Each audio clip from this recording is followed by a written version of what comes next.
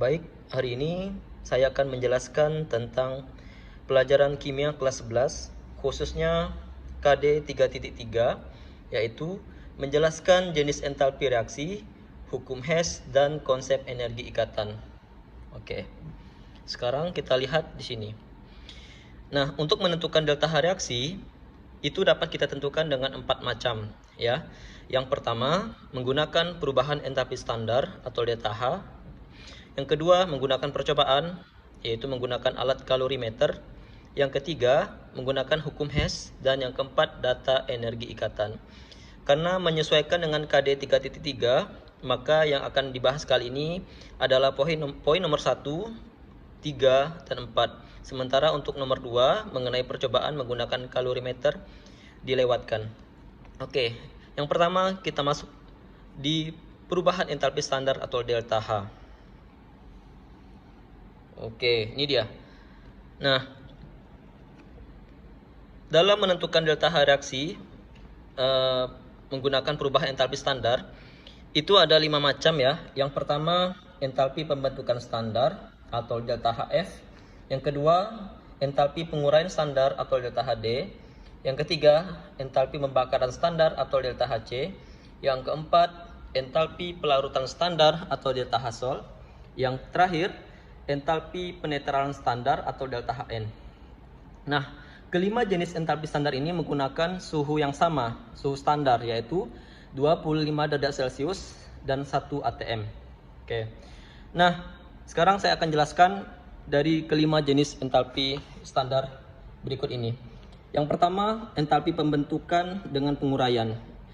Pembentukan dan penguraian ini kebalikan, ya. Kalau entalpi pembentukan artinya senyawa yang dihasilkan berada di sebelah kanan sebagai produk. Nah, untuk penguraian kebalikannya. Berarti senyawa yang sebelah kanan tadi sebagai produk maka dipindahkan menjadi di sebelah kiri sebagai reaktan, dan nanti nilai delta H-nya juga harus berubah tandanya. Kalau dia di awal negatif maka bisa berubah menjadi positif. Lalu entalpi pembakaran. Entalpi pembakaran berarti dia bereaksi dengan oksigen, ya, dan menghasilkan produk. Nah, produk ini tergantung dulu. Kalau dia pembakaran sempurna, maka menghasilkan yang namanya CO2 plus H2O. Kalau dia tidak sempurna, maka CO plus H2O. Lalu yang keempat, entalpi pelarutan standar. Ini berarti ada perubahan fase, ya, misalnya dari padat menjadi cair, kemudian dari cair menjadi larutan. Ya, intinya dia membutuhkan air sebagai pelarut, ya. Dan terakhir, entalpi penetralan standar, artinya di sini menggunakan asam dan basa sehingga nanti akan menghasilkan garam yang bersifat netral. Oke. Nah, ini rumusnya. Untuk kelima jenis ini menggunakan rumus yang sama, yaitu delta H reaksi sama dengan delta hasil yang sebelah kanan dikurang jumlah delta H reaksi yang sebelah kiri. Jadi rumusnya nanti yang kita gunakan adalah kanan dikurang kiri. Oke, sekarang kita masuk ke contoh dari perubahan entalpi standar, ya. Sini perhatikan. Sekarang kita lihat antara entalpi pembentukan dengan penguraian. Nah, di sini dicontohkan adalah entalpi pembentukan untuk HCl. Nah, perhatikan bahwa senyawa HCl berada di sebelah kanan sebagai produk, ya. Nah, untuk menghasilkan HCl ini atau untuk membentuk HCl tentu membutuhkan unsur H2 ditambah Cl2 dengan delta H, itu berarti negatif 44 kilokalori. Nah, perhatikan untuk penguraian. Penguraian adalah kebalikan dari pembentukan. HCl-nya ini sebelah kiri. Yang awalnya di sebelah kanan berubah menjadi sebelah kiri sebagai reaktan. Terurai menjadi setengah H2 ditambah setengah Cl2. Maka delta H-nya juga berubah tandanya. Awalnya negatif berubah menjadi plus. Nah, jadi penguraian adalah kebalikan dari pembentukan.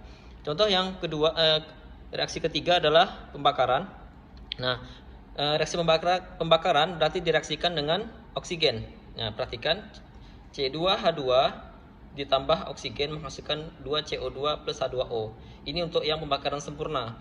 Sementara yang tidak sempurna dia menghasilkan CO plus H2O. Oke, delta H-nya pun berbeda ya antara pembakaran sempurna dengan yang tidak sempurna. Kalau sempurna dia menghasilkan delta H yang lebih besar daripada yang tidak sempurna. Nah, lanjut untuk pelarutan. Kalau pelarutan berarti ada perubahan fase. Ini contohnya HCl dalam fase gas berubah menjadi HCl dalam fase aqueous. Berarti sudah dilarutkan dengan air. Dan yang terakhir contoh penetralan. Ini basa NaOH ditambah dengan asam H2SO4 sehingga basa tambah asam menghasilkan garam yang bersifat netral plus H2O. Nah, inilah contoh reaksi dari kelima jenis entalpi pembentukan standar yang tadi.